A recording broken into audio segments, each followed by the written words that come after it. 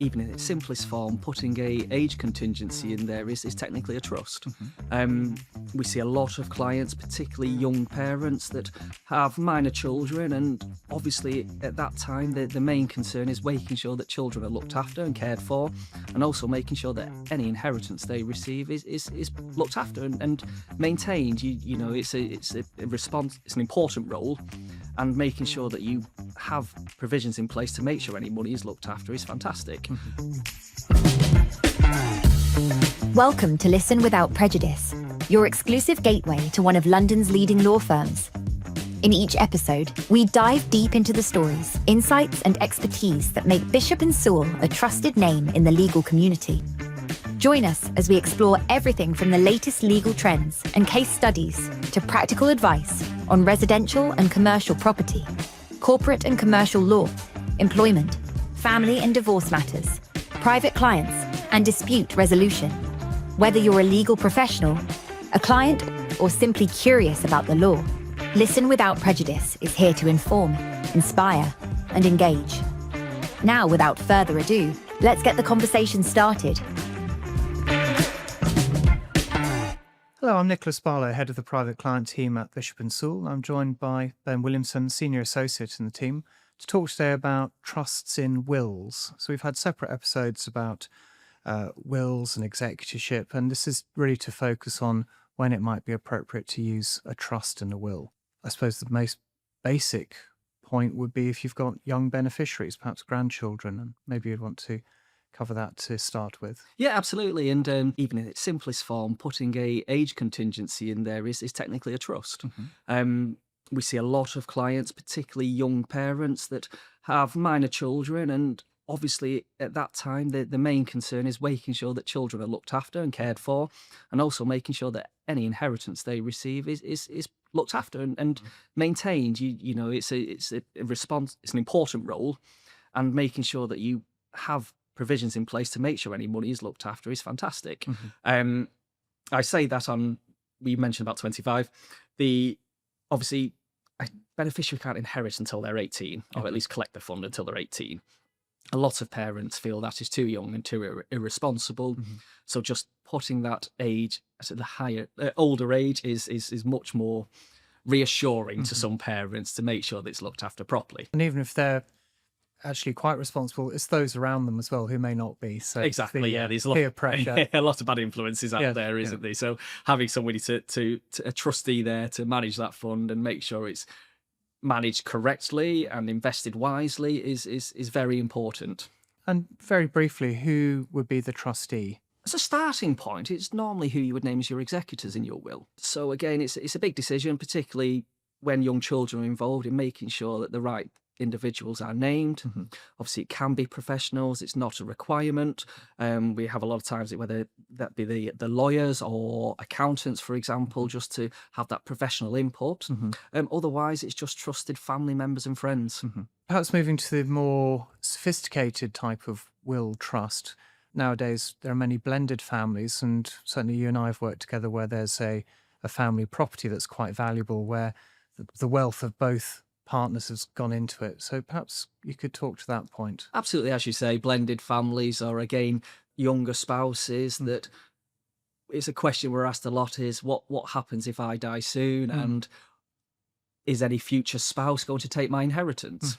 It's a concern a lot of families have, and understandably, and particularly if sadly something happened to one of the spouses whilst they were particularly young. And one option we often provide in this scenario would be thinking about a interest in possession trust, or as it's obviously known, more commonly known, a life interest trust.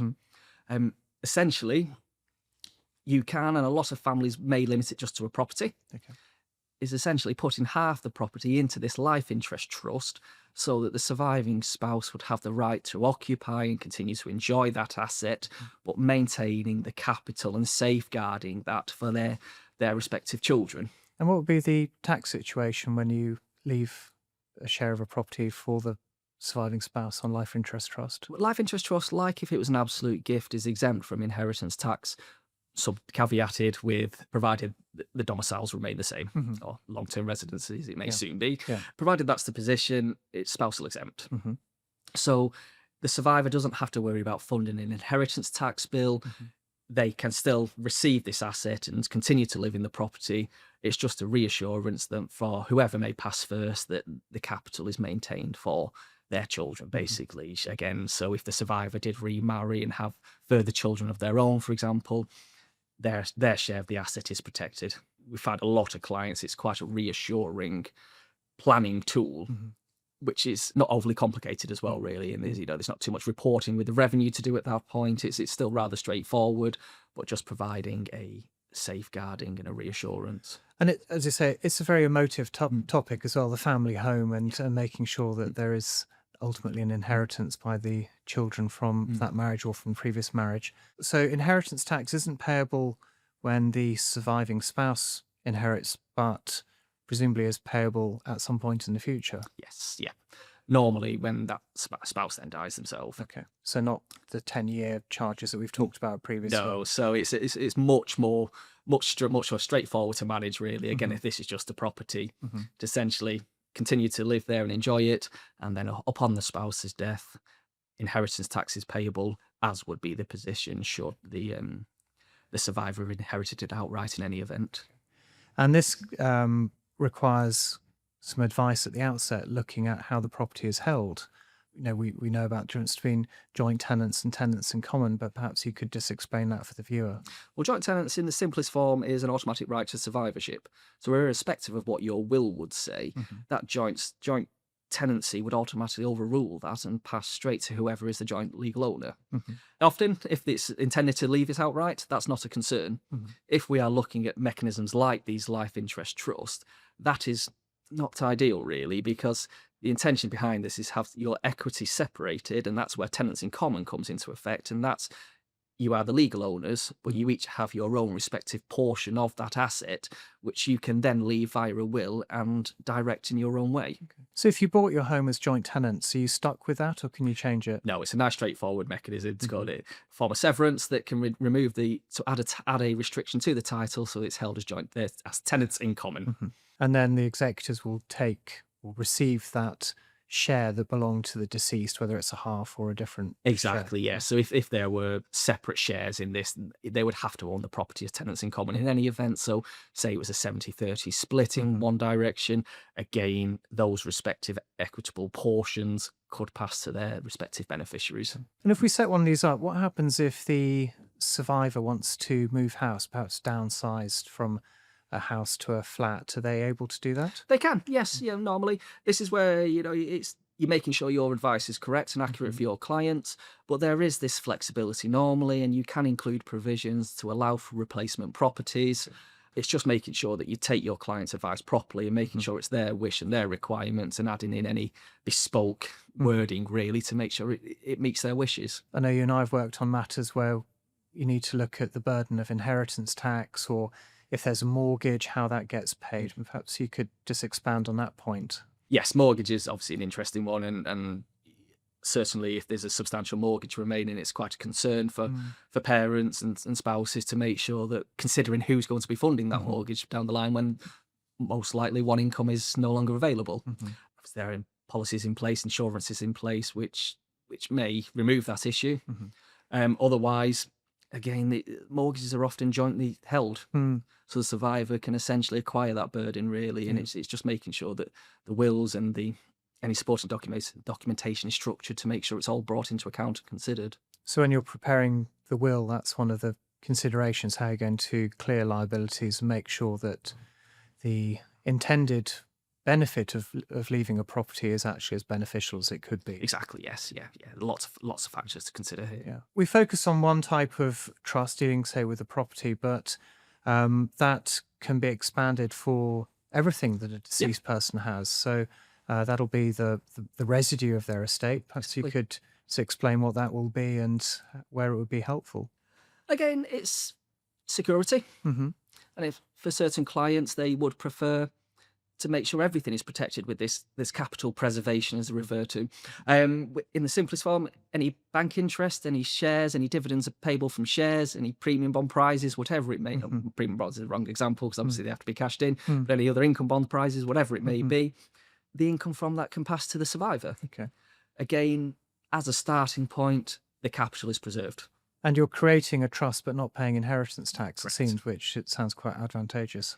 I mean, I suppose advantageous is not the right word because you're only holding off the tax bill until the second death in any That's true. event. Yeah, this is not a clever, wonderful tool that avoids inheritance tax. It's more of a asset protection and structuring to make sure that your beloved spouse is provided for, but at the same time, normally, again, not in every instance, making sure that capital is preserved for the children and making sure they get the inheritance that you've always essentially earmarked for them. Some of those trusts can be quite sophisticated, so can provide for the children and grandchildren during the lifetime of the survivor.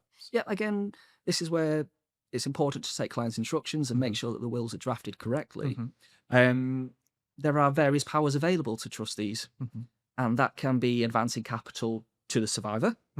We have a lot of spouses that would say, well, let's do this as a starting point, but if they need capital, I want to make sure it's there and available. So that can be included. Well, we've seen the costs of care nowadays, so sometimes you do need to resort to capital. Exactly, yes. Yeah. So having that flexibility is usually quite reassuring. Again, provided it's worded correctly and it's what clients like, there's also making provisions to allow advancements to the next generation at the same time. Have a lot of time, particularly with our wealthy clients, that, again, thinking about their capital and assets and future needs, potential future care needs, and they look and think, I'm more than well provided for here, and there's certainly going to be a deficit. They can think about making disposals at that point and speaking to the life tenant or the spouse, as it would be, and the trustees can make informed decisions to distribute cash earlier. On a separate episode, we've talked about the limitations on attorneys to make gifts, but for trustees, those restrictions don't apply. Certainly to the assets held in trust. Yeah, they're under the control of the trustee. So again, provided the right wording's incorporated into the wills, it does provide some flexibility to make decisions without the formalities of the court protection applications. Yes, we've seen how complicated and time-consuming those can be. Yeah. The trustees are given these powers, guidance and a letter of wishes, I presume? Exactly that, yeah. Again, it's a very important document, the letter of wishes, making sure they're well documented and clear. I think the clearer the better. Yeah. Again, the person that wrote the will is not there to explain their wishes, so having it clear and is visible to the trustees so that everyone's of the same understanding, there's no lawyers getting involved trying to interpret one way or another what the intention is here is fantastic. Yeah. I know once you've drafted beforehand, have perhaps dealt with asset by asset, saying that this investment property should be dealt with in a certain way and the family home dealt with in a separate way. So you really can break it down to make it easier for the trustees. You can. Yeah. And the other advantage is updating the letter of wishes without having to write a new will each time. Exactly that, yes. Yeah, you don't have to come and see your lawyer every time. You update your letter of wishes, sign and date it, and it essentially replaces the one earlier prepared. Yeah.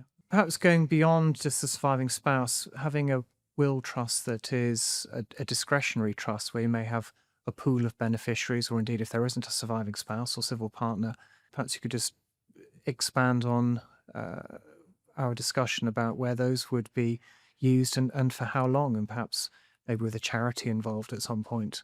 Yes, yeah, they're quite a useful mechanism when there is some scope for flexibility.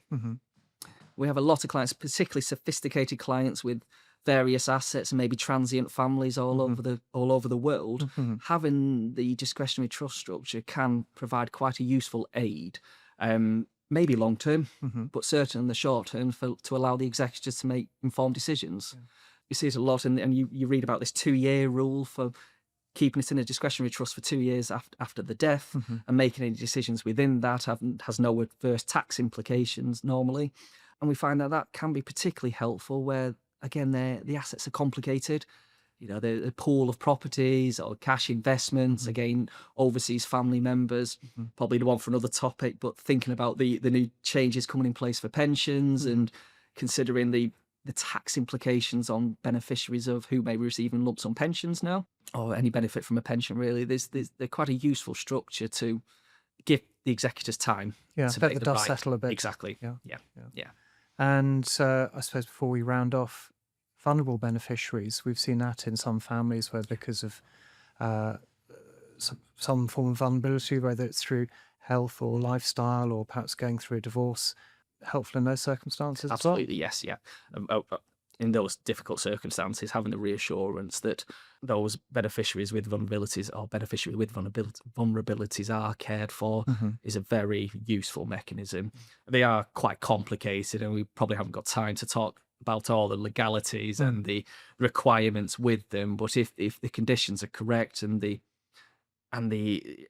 beneficiary's diagnosis meets those requirements, it's a very sensible way to make sure that any assets they receive are looked after and cared for without, with the vulnerabilities and thinking about maybe, pains me to say, but being taken advantage of. Yes, yeah. No, we've seen it happen. So just to wrap up, we've seen that trusts can be used in wills as well as in lifetimes, whether it's just for the gifts to grandchildren, or to a surviving spouse, or to make sure that assets are protected and earmarked for the eventual inheritance of a particular group of people or perhaps charities. But of course, you need to get proper legal advice. Absolutely. I know it's slightly a plug for our profession, but we have seen at times some handwritten wills that don't have the right powers, don't have the right provisions, not particularly clear, and it might be a cheaper option at the time. It can cause a lot of issues, and what we'd always like to hope is we listen to clients and make sure we take their instructions properly and consider all their needs, their wishes, their aims and objectives, and hopefully you come forward with a proposal that meets that. Yeah, that's wonderful. Well, thank you very much, Ben. It's been very informative. Thank you. And thank you for watching. That's all for today's episode of Listen Without Prejudice. Whether you're navigating a property transaction, a corporate, commercial, or family matter, we're here to guide you every step of the way. If you enjoyed the episode, don't forget to subscribe to stay up to date on future episodes, where we'll continue to explore the latest trends and challenges across our core practice areas. Do you have a question or topics you'd like us to cover? Or do you want to reach one of our experts? Feel free to get in touch via LinkedIn or through our website, bishopandsewell.co.uk. Thanks again for tuning in. Be sure to join us in our next episode, where the conversation continues. Until then, take care.